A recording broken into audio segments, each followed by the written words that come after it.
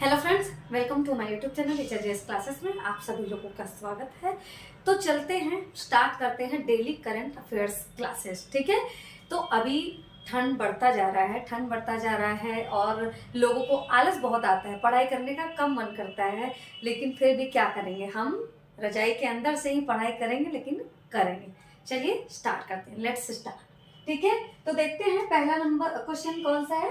पहला क्वेश्चन है, हाल ही में सर्वोच्च न्यायालय ने अनुच्छेद 370 को निरस्त करने के केंद्र सरकार के फैसले को बरकरार रखा है। इसे कब निरस्त किया गया था? ठीक है, ऑप्शन नंबर ए है 2018, ऑप्शन नंबर बी है 2019, ऑप्शन नंबर सी है 2020, ऑप्शन नंबर डी है 2021। बताइए इसे कब निरस्त किया गया था? आर्टिकल 370 को कब खत्म किया गया था?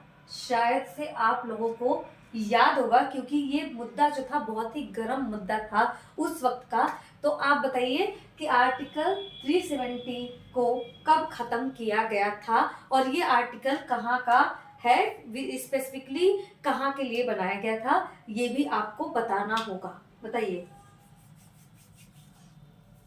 बताइए बताइए। तो अनुच्छेद 370 है ना, अनुच्छेद 370 जो है वो, ये जो अनुच्छेद है ये जम्मू एंड कश्मीर के लिए आर्टिकल 370 लागू किया गया था। अब दरअसल बात कब की है? बात दरअसल है आपकी 1947। 1947 में क्या हुआ था कि भारत और पाकिस्तान दोनों ही आजाद देश बन चुके थे। ऐसे में जम्मू एंड कश्मीर के एक राजा थे, क्या नाम था उनका? हरि सिंह। उनसे ये पाकिस्तान चाहता था कि जम्मू एंड कश्मीर को वो अपने में मिला ले, और भारत चाहता था कि जम्मू एंड कश्मीर को वो अपने में मिला ले। तो ऐसे में जो वहां के राजा थे हरि सिंह, वो तैयार नहीं हुए। वो अपने आप को एक स्वतंत्र राज्य के रूप में रखना चाहते थे। वो किसी में मिलना नहीं चाहते थे, ना तो पाकिस्तान से मिलना चाहते थे और ना ही भारत से मिलना चाहते थे। इसी वजह से क्या हुआ कि वो अपने राज्य को आजाद मतलब बनाना चाहते थे, जिसके फलस्वरूप हुआ ये कि पाकिस्तानियों ने क्या किया, उस पर कब्जा करना चाहा। पाकिस्तानियों ने कब्जा करना चाहा और पाकिस्तानी कबीलाइयों ने क्या किया, इस पे जम्मू एंड कश्मीर पे क्या किया, अटैक कर दिया। अब जब वो जम्मू एंड कश्मीर पे अटैक कर दिया, तो ऐसे में जो वहां के राजा हरि सिंह थे वो भारत से मदद चाहते थे। वो चाहते थे कि भारत इसमें उनकी मदद करे। तो भारत के पास वो आए, जवाहरलाल नेहरू जी के पास आए। उन्होंने मदद की गुहार लगाई और जवाहरलाल नेहरू तैयार भी हो गए। उन्होंने मदद के लिए तैयार हो गए वो, लेकिन उनको सरदार वल्लभ भाई पटेल जी ने मना कर दिया। बोला आप मदद नहीं करेंगे। तो उन्होंने बोला कि जम्मू एंड कश्मीर को अभी जरूरत है मदद की। तो उन्होंने बोला कि हम जम्मू एंड कश्मीर की मदद तो जरूर करेंगे, लेकिन हमारी एक शर्त है। तो वो शर्त क्या है? शर्त ये है कि जम्मू एंड कश्मीर को भारत में विलय करना पड़ेगा। तो ऐसे में राजा हरि सिंह के पास कोई ऑप्शन नहीं था सिवाय भारत में विलय के। तो उन्होंने क्या की कि विलय पे मंजूरी दे दी, जम्मू एंड कश्मीर के भारत में विलय पे मंजूरी दे दी। और ये मंजूरी कब दी थी? तो 20 अक्टूबर 1947 को JN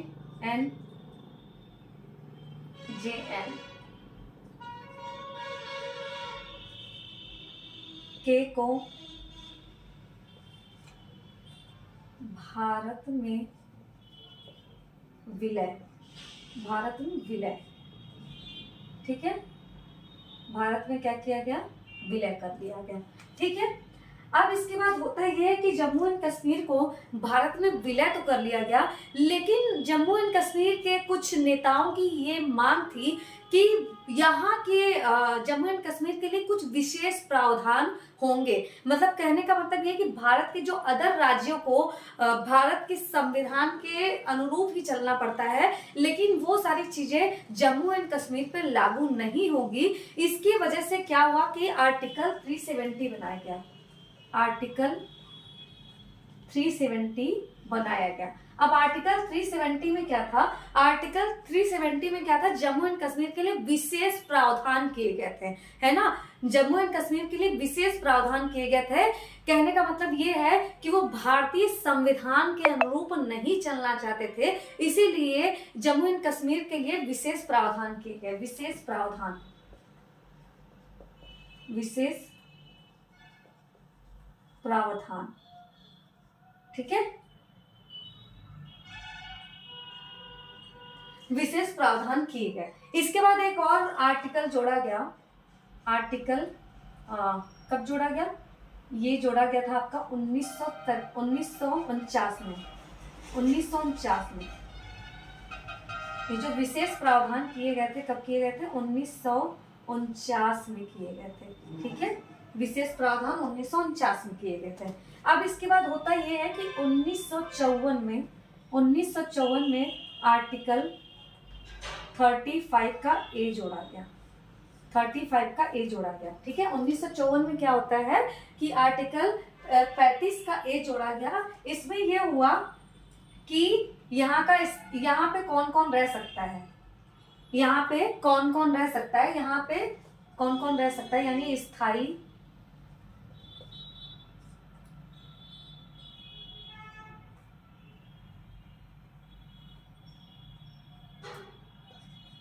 स्थायी रूप से बसना, मतलब ये आर्टिकल 35 का जो ए था, इसमें ये था कि यहाँ पे कौन कौन रह सकता है, जम्मू एंड कश्मीर में कौन रह सकता है, कौन नहीं रह सकता है स्थायी रूप से। तो इसके लिए ये आर्टिकल आया था कि स्थायी रूप से कौन जम्मू एंड कश्मीर में रह सकता है। इसके बाद क्या हुआ कि आपको पता ही होगा, आपको पता होगा कि 2019 में क्या हुआ कि 5 जजेस की बेंच बैठी,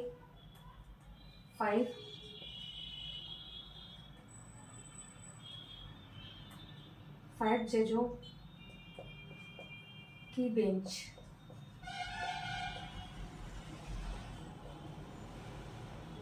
बैठी, जिसमें 3 आदेश जारी हुआ, 3 आदेश जारी हुआ।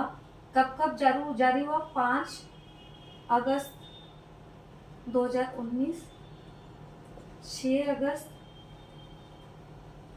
2019, 9 अगस्त 2019, ठीक है। 3 आदेश जारी हुए, ठीक है। आदेश कौन जारी करता है, राष्ट्रपति जारी करता है। इसमें यह डिसीजन लिया गया कि आर्टिकल 370 को समाप्त कर दिया जाएगा, ठीक है। आर्टिकल 370 को आर्टिकल 370 को समाप्त, ठीक है। तो आर्टिकल 370 को समाप्त कर दिया गया। कब किया गया था, 2019 में। तो आपका सही ऑप्शन हो जाएगा 2019, ठीक है। 2019 में क्या हुआ कि आपका आर्टिकल 370 समाप्त कर दिया गया, और ये समाप्त कर दिया गया तो अब जम्मू एंड कश्मीर को कोई विशेष प्रावधान नहीं मिलने वाला है।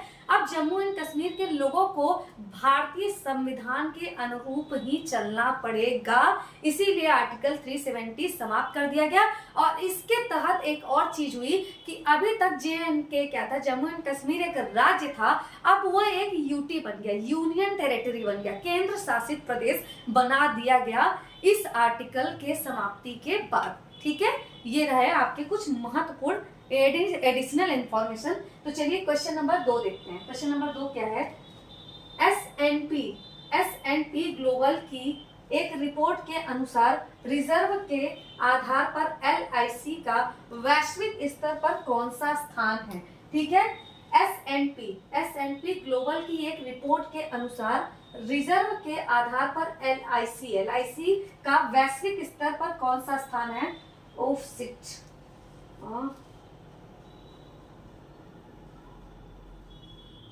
एक minute, just a minute.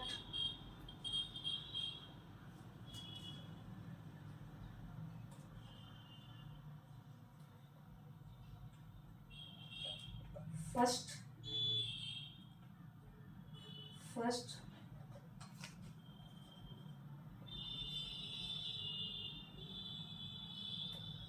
Second, third and fourth. ठीक है, तो आपका ऑप्शन नंबर ए है फर्स्ट, ऑप्शन नंबर बी है सेकंड, ऑप्शन नंबर सी है थर्ड, ऑप्शन नंबर 4 है, ऑप्शन नंबर डी है फोर्थ। बताइए, एस एन पी ग्लोबल ने एक रिपोर्ट जारी किया, एस एन पी ग्लोबल ने एक रिपोर्ट जारी किया जिसके अनुसार ये हुआ कि रिजर्व के आधार पर एलआईसी कहाँ की कंपनी है? भारत की है, आपको पता ही होगा। तो एलआईसी का वैश्विक स्तर पर कौन सा रैंक है या कौन सा स्थान है, आपको यही बताना है। बताइए कौन सा स्थान है? तो कौन सा स्थान है? फोर्थ। ठीक है, फोर्थ स्थान है।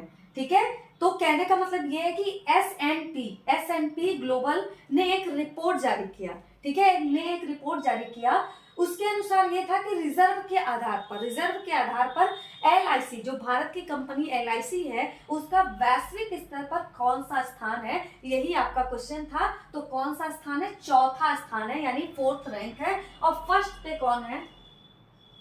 एलायंस, जो कि जर्मनी की कंपनी है। जर्मनी फर्स्ट पे कौन है? एलायंस, यानी जर्मनी की कंपनी एलायंस है। सेकंड पे कौन सी है? चाइना की एलआईसी कंपनी, सेकंड पे चाइना की एलआईसी कंपनी है। और थर्ड पे क्या है? Nippon life insurance, Nippon life LIC, ये कहाँ की है? जापान की। ठीक है, तो थर्ड पे जो है निप्पन एलआईसी इंश्योरेंस, जो कि जापान की है। फोर्थ पे भारत की एलआईसी। ठीक है, तो फोर्थ पे कौन है? भारत की एलआईसी। ठीक है, फिर से सुन लीजिए कि फर्स्ट रैंक जो है, फर्स्ट रैंक या फर्स्ट स्थान जो है आपका एलायंस, जो कि जर्मनी की कंपनी है। सेकंड जो है आपका चाइना लाइफ इंश्योरेंस, थर्ड आपका निप्पन लाइफ इंश्योरेंस, जो कि जापान का है। और फोर्थ आपका भारत का एलआईसी है, जो कि फोर्थ स्थान पे है। ठीक है, तो ये आपका कुछ एडिशनल इंफॉर्मेशन है। ठीक है, तो क्वेश्चन नंबर थर्ड देखते हैं। टैक्सन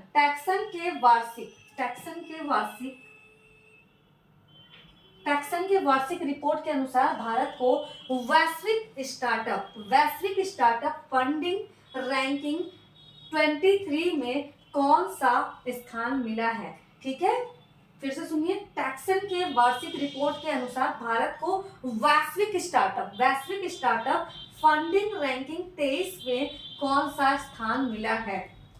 बताइए, ऑप्शन नंबर ए है दूसरा, ऑप्शन नंबर बी है तीसरा, ऑप्शन नंबर सी है चौथा, ऑप्शन नंबर डी है पांचवा। बताइए, तो क्या होगा आपका? चौथा, ऑप्शन नंबर सी सही हो जाएगा, चौथा। ठीक है, तो टैक्सन जो है एक वार्षिक रिपोर्ट जारी करता है। वो वार्षिक रिपोर्ट कौन सी है? टैक्सन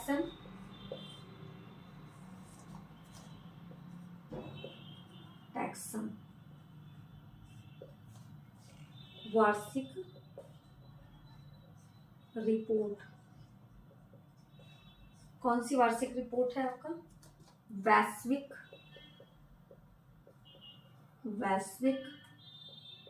स्टार्टअप फंडिंग, वैश्विक स्टार्टअप फंडिंग। ठीक है, तो इसमें जो भारत का रैंक है वो चौथा है। ठीक है, भारत का जो रैंक है वो चौथा है। इससे पहले ये टॉप 4 कंपनी, वर्ल्ड की टॉप 4 कंट्रीज में आपका यूएसए हो गया, यूके हो गया यानी इंग्लैंड हो गया, चाइना हो गया और भारत हो गया, इंडिया।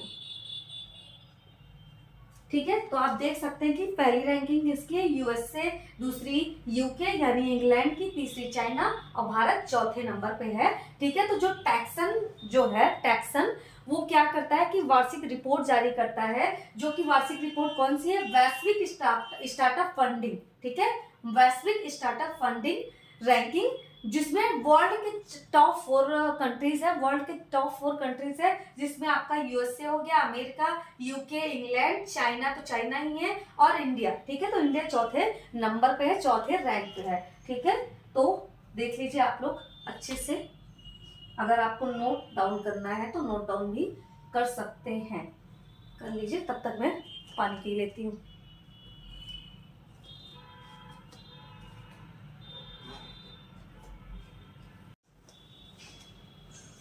तो क्वेश्चन नंबर 4 है आपका, मध्य प्रदेश के नए मुख्यमंत्री कौन होंगे। मध्य प्रदेश के नए मुख्यमंत्री कौन होंगे, ये आपका क्वेश्चन है। और ऑप्शन नंबर ए है Mohan Yadav, option number B है Anumula Revanth Reddy, option number C है Lalduhoma, option number D है विष्णु देव साय। बताइए कौन सा ऑप्शन सही है या कौन सा आंसर सही होगा आपके नजर में, बताइए। तो मध्य प्रदेश के जो नए मुख्यमंत्री होंगे, बनेंगे, वो कौन होगा, मोहन यादव। ठीक है, मोहन यादव मध्य प्रदेश के नए मुख्यमंत्री हैं, यानी बीजेपी की पार्टी बन चुकी है, बीजेपी की पार्टी बन चुकी है। और मोहन यादव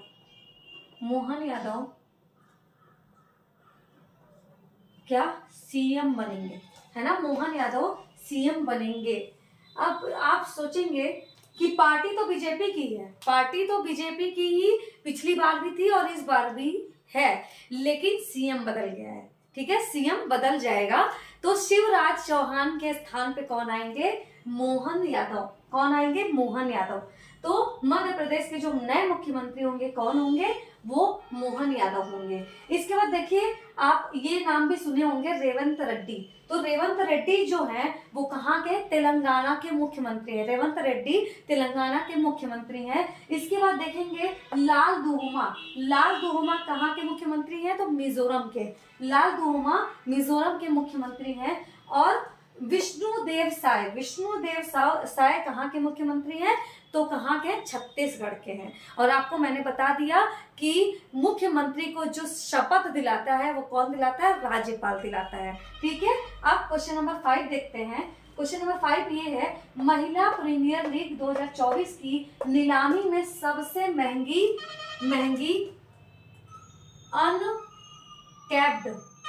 अनकैप्ड खिलाड़ी कौन है। ठीक है, महिला प्रीमियर लीग 2024 की नीलामी में सबसे महंगी अनकैप्ड खिलाड़ी कौन है, तो आपका ऑप्शन नंबर ए है एनाबेल सदरलैंड, इसके बाद ऑप्शन नंबर बी है Kashvi Gautam, option number C है Vrinda Dinesh, option number D है मेघना सिंह। बताइए कौन सा ऑप्शन सही होगा, बताइए जल्दी, कौन सा ऑप्शन सही होगा, ये आपको बताना है। तो कौन सा ऑप्शन सही है, काशवी गौतम जो है, हुआ ये है कि आपका पहली बात तो महिला प्रीमियर लीग जो 2024 है, ये आपका जो इसकी नीलामी हुआ है, नीलामी में सबसे महंगी जो अनकैप्ड का मतलब ये है कि पिछली बार ये इन्हें कोई खरीदा नहीं, अब तक इन्हें कोई भी खरीदा नहीं था, इस बार इन्हें खरीदा गया तो सबसे महंगे खिलाड़ी बन गई हैं ये। तो महिला प्रीमियर लीग अब तक 2 बार हो, ये दूसरी बार है, महिला प्रीमियर लीग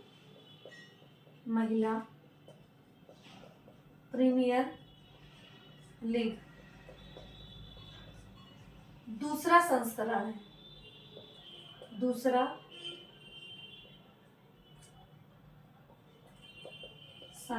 है। ठीक है, दूसरा संस्करण है। तो पहले महिला प्रीमियर लीग में गौतम काशवी को खरीदा नहीं गया था, इसीलिए इन्हें अनकैप्ड खिलाड़ी कहा गया। ठीक है, तो आपको पता होगा कि जो महिला प्रीमियर लीग 2023 था वो किसने जीता था, विजेता कौन था, तो मुंबई इंडियंस विजेता था। ठीक है, मुंबई इंडियंस विजेता था। तो काशवी गौतम जो है वो किस टीम से खेलेंगी, तो गुजरात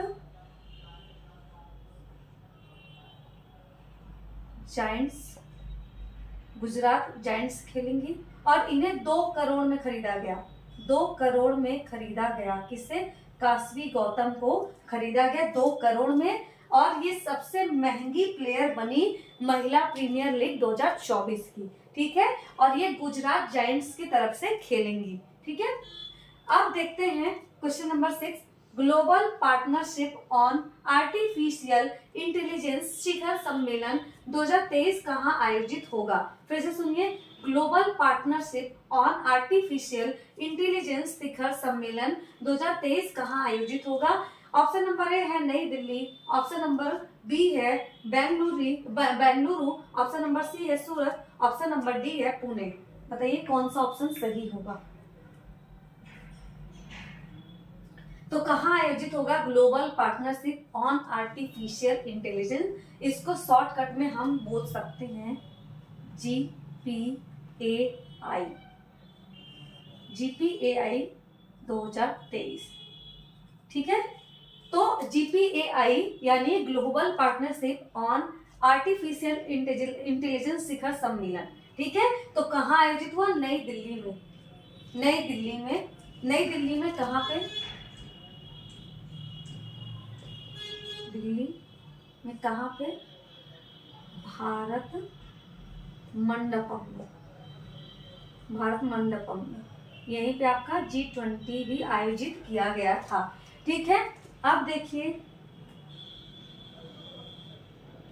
उद्घाटन कौन करेगा? इसकी थीम क्या रहेगी?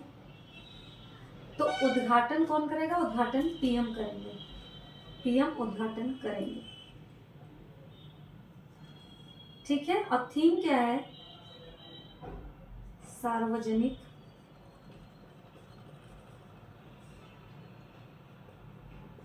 क्षेत्र में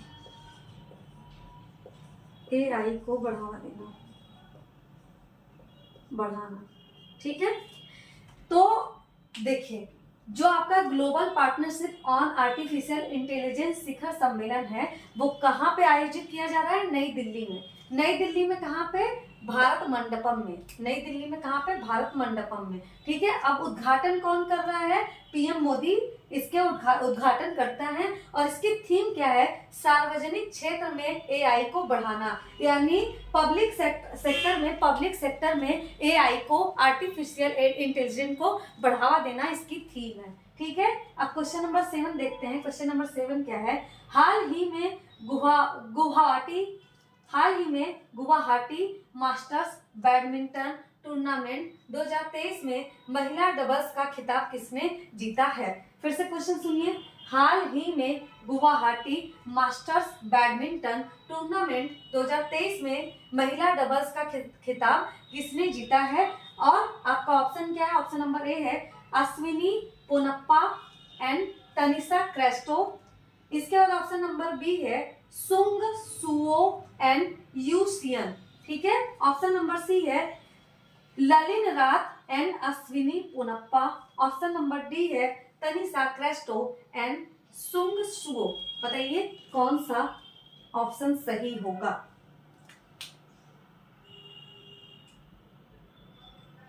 तो कौन सा ऑप्शन सही होगा? अश्विनी पोनप्पा, तनिषा क्रेस्टो। अश्विनी पोनप्पा और तनिषा क्रेस्टो जो कि भारत की प्लेयर हैं, इन्होंने ही गुवाहाटी मास्टर्स बैडमिंटन टूर्नामेंट 2023 का खिताब जीता है। ठीक है, महिला डबल्स का खिताब जीता है। ठीक है, तो पहली बात आप जान लीजिए गुवाहाटी मास्टर्स बैडमिंटन टूर्नामेंट 2023। ठीक है, गुवाहाटी मास्टर्स बैडमिंटन टूर्नामेंट 2023 में महिला डबल्स का खिताब। ठीक है, महिला डबल्स का खिताब किसने जीता है? तो किसने जीता है? अश्विनी पोनप्पा एंड तनिषा क्रेस्टो ने जीत लिया है महिला डबल्स का खिताब। ठीक है, चलिए आप जल्दी से नोट डाउन कर लीजिए। जल्दी से नोट डाउन करिए आप लोग, जल्दी जल्दी जल्दी।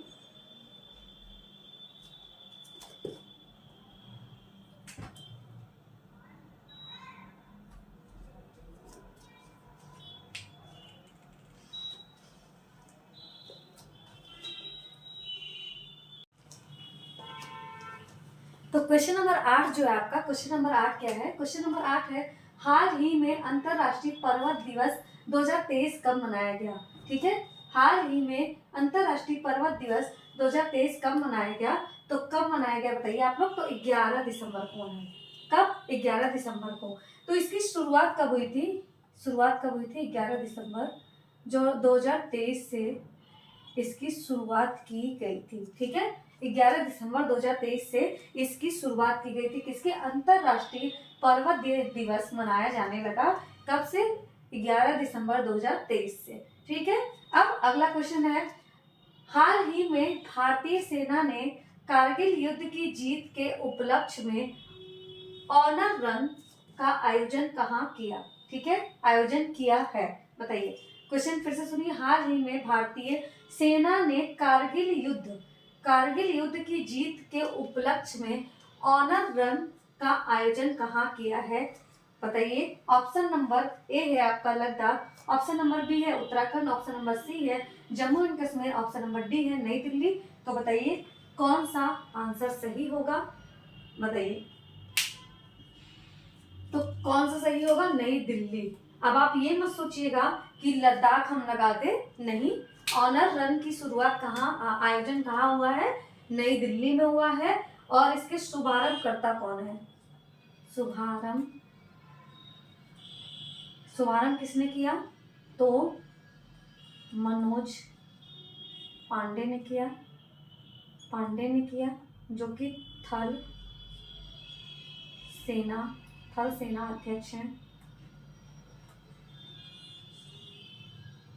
अध्यक्ष है। ठीक है, और इसका शुभारंभ कहाँ पे हुआ? कौन से स्टेडियम में? तो JL Nehru stadium, Jawaharlal Nehru stadium में इसका आयोजन किया गया। किसका? ऑनर रन का आयोजन। ठीक है, ऑनर रन का आयोजन कहाँ पे किया गया? JL नेहरू स्टेडियम में।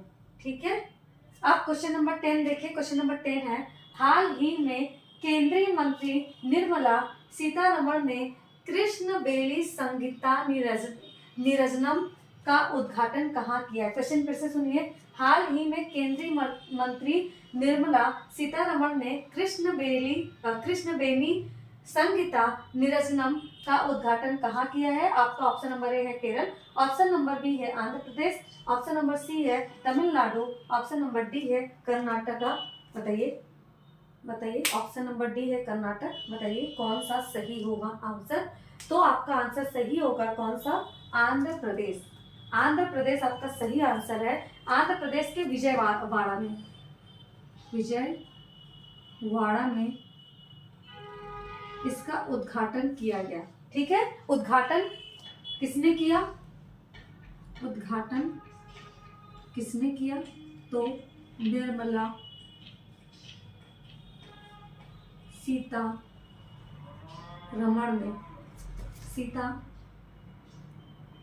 ने, जो कि ये क्या है? फाइनेंस मिनिस्टर है ना, फाइनेंस मिनिस्टर हैं भारत की। और ये जो कृष्ण बेनी संगीता निरजनम है, ये तेलुगु संस्कृति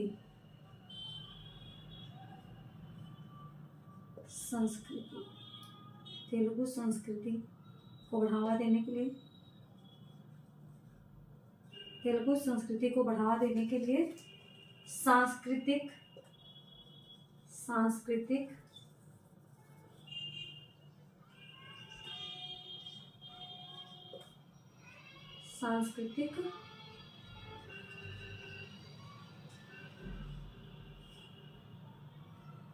संगीत कार्यक्रम है। ठीक है, तो हाल ही में केंद्रीय मंत्री निर्मला सीतारमण ने कृष्ण बेनी संगीता निरजनम का उद्घाटन किया। कहाँ पे किया? आंध्र प्रदेश के विजयवाड़ा में किया। ठीक है, इसका उद्घाटन किसने किया? तो निर्मला सीतारमण ने किया, जो कि भारत की फाइनेंस मिनिस्टर हैं। और ये तेलुगु संस्कृति को बढ़ावा देने के लिए किया गया, तेलुगु संस्कृति को बढ़ावा देने के लिए किया गया। और ये एक सांस्कृतिक संगीत कार्यक्रम है, सांस्कृतिक संगीत कार्यक्रम है। तो ये है आपके कुछ महत्वपूर्ण 10 क्वेश्चन जो कि आपके लिए बहुत इंपॉर्टेंट है। तो आप अच्छे से क्लास को देखिए और ज़्यादा से ज़्यादा हो सके तो शेयर करिए, क्योंकि बहुत ही मेहनत लगता है, बहुत टाइम लगता है इस क्लास को बनाने के लिए। अगर आपको वीडियो पसंद आए तो, ऐसा कुछ ज़बरदस्ती नहीं है, पसंद आए तो आप ज़रूर से ज़रूर लाइक करिए, शेयर करिए, सब्सक्राइब करना ना भूलिए। धन्यवाद।